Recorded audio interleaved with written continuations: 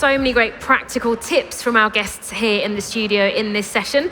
And let's tell you about our next guest. So we're going to be talking a bit about how a company's purpose aligns with branding and sustainability goals. He is the founder and executive chair of the Finnish car leasing company Secto Automotive, which is a big advocate for fossil-free driving. Please welcome Matias Henkola.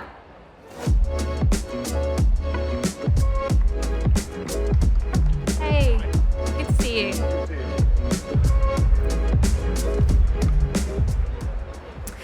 All right, we've had some brilliant guests talking about branding this afternoon, and we've touched a little bit on greenwashing and sustainability and how to make that a core part of your brand, which is something that you've very much strived to do at Secto. So let's just talk a little bit about purpose.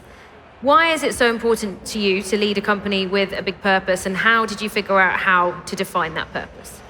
I think just first and foremost, I think if your purpose isn't clear, it's really hard to get people, working towards the same goal. And also, if you want the best people, the team players and the people that can actually produce results, they need a purpose in life, and they also need a purpose, in the company. So you have to be really good at describing what you're actually doing. So summarize your purpose then, and how sustainability shapes your goals. Yeah, we have a really bold statement. Our statement is that we're going to save the car by making it sustainable.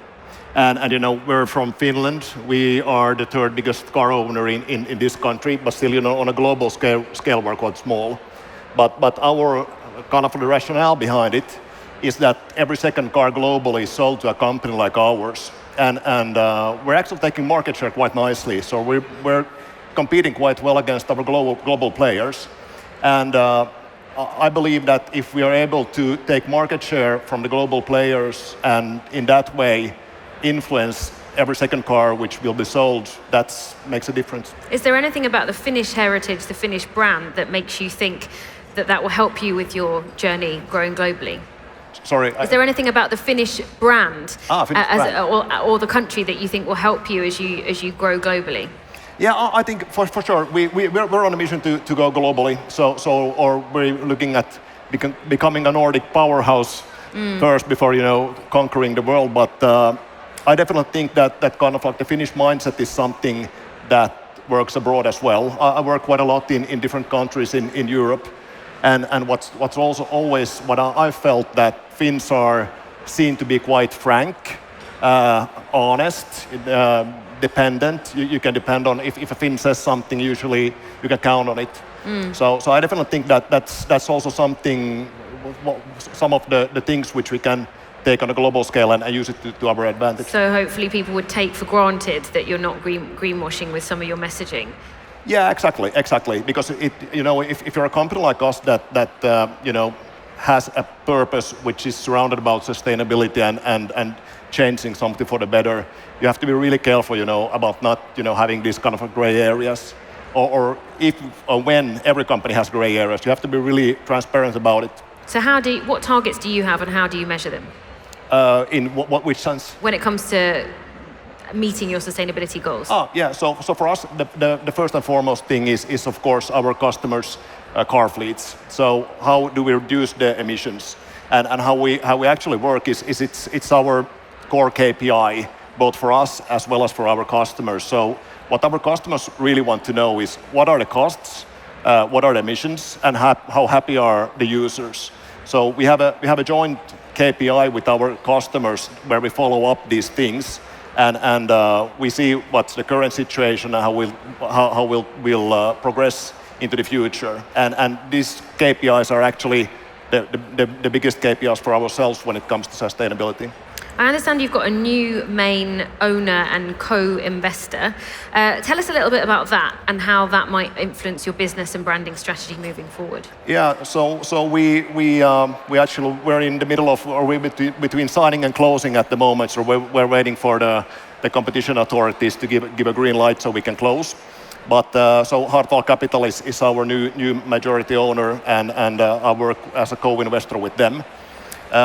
What I see that how it will change the way we can work in the coming years is that it's a private equity company, but they invest out of their own balance sheet. So we have a lot more leverage in terms of where we can go and how fast. So definitely for our global or Nordic expansion, it helps out quite a lot that you have the flexibility in there. Another part of your branding strategy has been your sponsorship choices. So tell us a little bit about that. I know that actually you've been sponsoring rallies, for instance, which might not be seen as an obvious choice of location. Yeah, exactly. So we became the title sponsor of Sector Rally Finland in 2021 when Neste Oil stopped after 25 years because from their perspective it wasn't sustainable. Or actually, I haven't ever talked to anyone about it. Maybe we have someone here in the audience that can come and correct me of the rationale behind it. But we decided to join because they started to use e-fuels. So basically, it's fuel which is made from green hydrogen and also plug-in hybrid cars. So we saw it as an opportunity to talk about sustainability in a surprising way. Because as you said, the historic sense for rallying is that it's polluting and it's dirty and all of these things. But on the other hand, what I also think is really important that talking about sustainability is quite polarizing. Or when you go back a few years, it was more or less you have to do this and you have to do that. And I don't think that we as human beings really work that way. I think we're more open to suggestion than to being forced into something. And through the sponsorship for something that's been quite historically not sustainable in the automotive industry, we have got a lot of people on board with our sustainable mission, kind of like by mistake. So it's been quite good. Yeah. In a general sense, how significant do you think the switch to fossil-free fuel and hybrid units in the rally car races is for the automotive industry in general? How much crossover do you think there is in terms of influencing consumers and behaviors? Historically, motorsport has been kind of like the proving ground or the innovation ground for the automotive sector, and it basically works, kind of like the testing division for big car companies. And I definitely think that sustainability has its part in motorsport as well. So you can test out different kind of solutions. For instance, I know that we had lots of discussions during the last 2-3 years with tire manufacturers that probably not many people know about it, but to manufacture one tire, it takes 20 liters of crude oil. So there's a lot of oil going into the tires, and it doesn't matter if it's a diesel or if it's an electric vehicle, you still need the tires.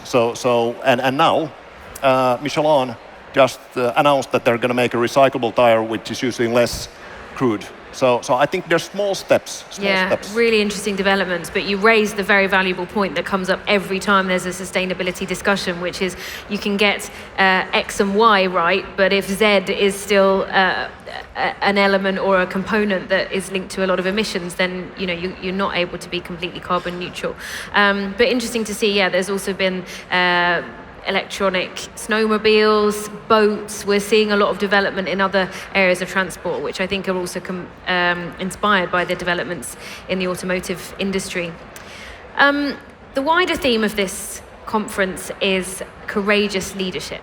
So how much do you think brands should be courageous and open when it comes to admitting their mistakes, especially around sustainability? Because a lot of companies know that they haven't done sustainability as well as they could have done until now.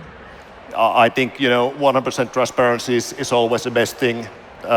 If you don't have anything else to say, you can always tell the truth. It's quite easy, and it also shows that it's not about that we are all doing a perfect job today.